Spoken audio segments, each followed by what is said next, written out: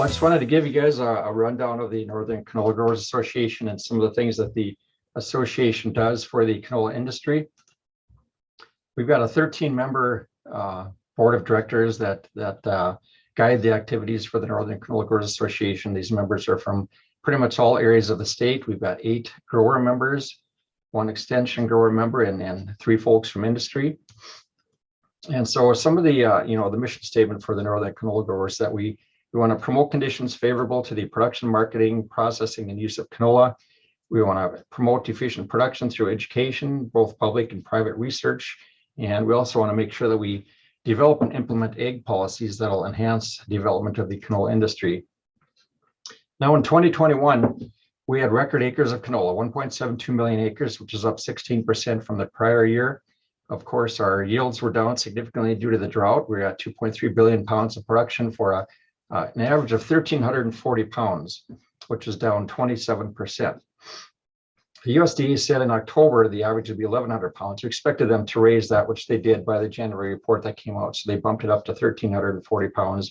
We based that off a lot of the anecdotal reports we heard from growers that, quite a few growers did have very good yields in 2021, and seemed to be a lot of cases where if you caught a rain at the right time of the year, it really made a difference for growers, more so than we've heard in other years. So for the U.S., production was 2.72 billion pounds, about 2.1 million acres, which again is a record.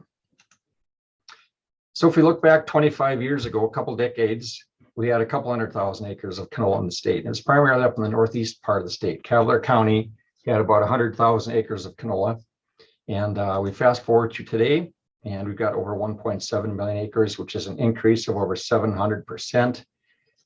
Yields back then were around 1,200 pounds. Today, other than this year's anomaly, they're about 1,960 pound average. So about a 60% increase in yields over that time. So that 60% increase in the average yields of canola is one thing in particular that will help reduce the carbon intensity of canola. You'll see in this chart here, a lot of the growth has been in the western part of the state, particularly the northwest part of North Dakota. We've seen significant growth and adoption of canola up in that region the last few years. So all the counties with the yellow arrow on them are show the record acres of canola in that county for 2021. The value of canola production in 2020 was 508 million. This year, now the USDA is going to put out the report in a couple of weeks, their crop values report, and we expect that number to be about 780 million in North Dakota.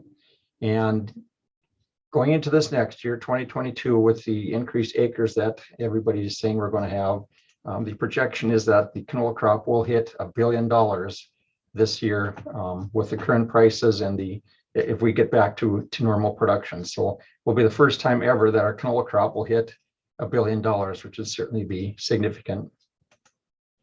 Now, if we look at the RMA crop insurance prices for canola, what we know about halfway through the month of February, the spring price right now is about 30 cents.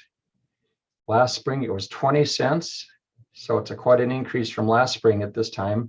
So the fall harvest price last fall was $31.40. And so this is the highest spring price we've ever had. If prices hold here through the next half of this month, we'd have to go back to 2008, and you will see the most recent high for the spring price. Now the canola to soybean ratio, now comparing crop insurance prices, long-term average is 1.78. And right now that ratio is at 2.12, which shows you that canola is still at a higher than normal premium to soybeans, given what's going on in the marketplace. Next few slides, just want to talk about some of the things that we do generally to promote canola oil. We got local events all throughout the state that we try to support to increase the value of canola oil. We've got a family wellness program through Sanford Health that we sponsor that teaches 4th and 5th grade kids on cooking. And of course, we provide canola oil for their meal kits and helps kids to eat healthy.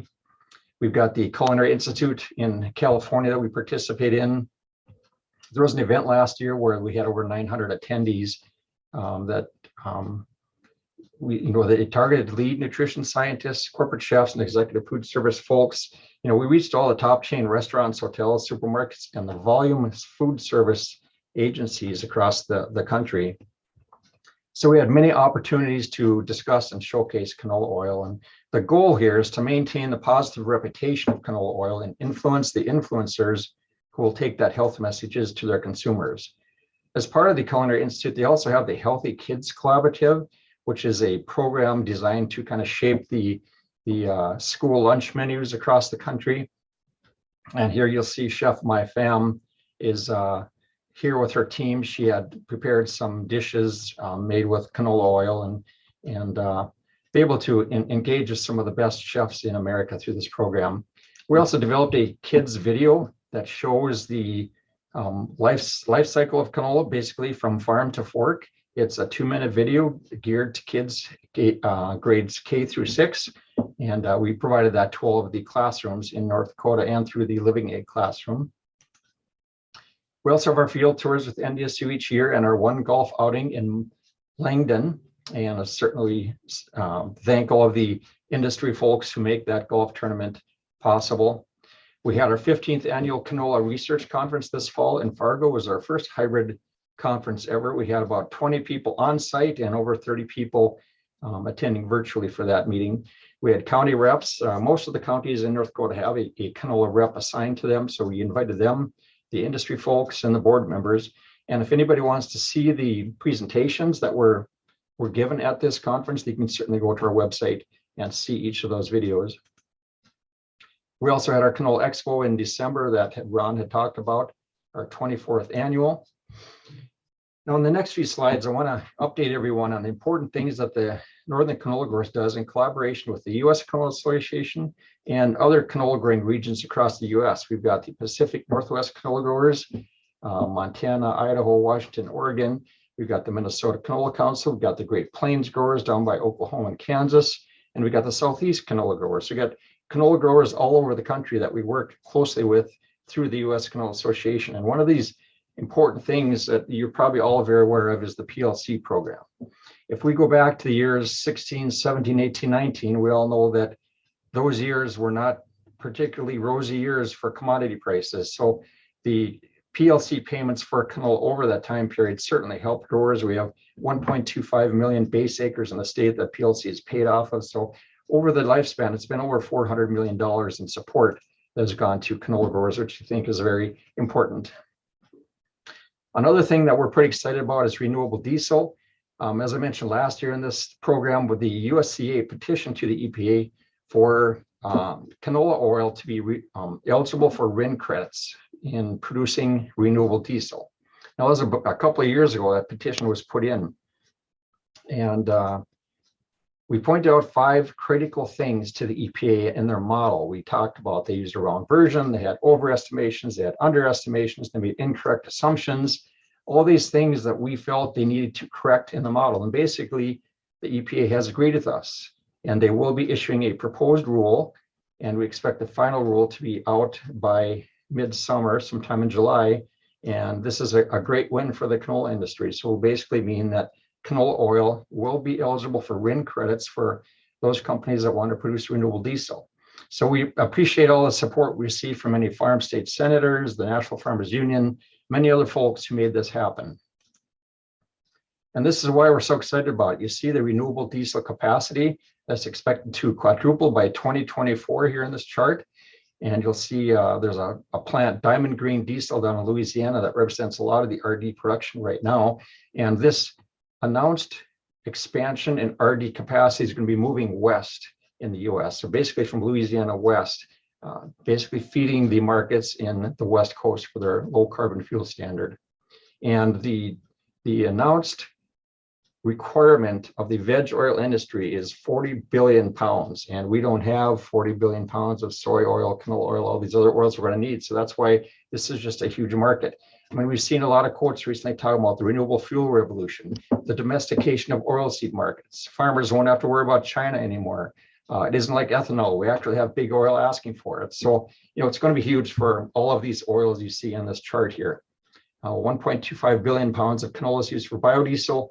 And all of these fats and oils you see here are going to be impacted and going to have tremendous growth in the years to come. So it's a good time to be an oilseed producer. Just want to talk a little bit about our research projects. We fund a lot of different research that you're hearing about today. We focus on diseases and insects and breeding and genetics and that type of thing in canola. So we're certainly welcoming anybody to provide any comments on research they would like us to be conducting. And this is a chart I really like to see. This is the canola oil consumption in the last couple of decades. And it's just a huge success story for canola oil and the increased use of canola oil in the US. So with that, you can get daily canola bids on our website at northerncanola.com. Shoot us an email at info@northerncanola.com if you want to get on our monthly newsletter list. There's also a research compilation on the website and many more pieces of information you can get from our website at northerncanola.com. So thank you.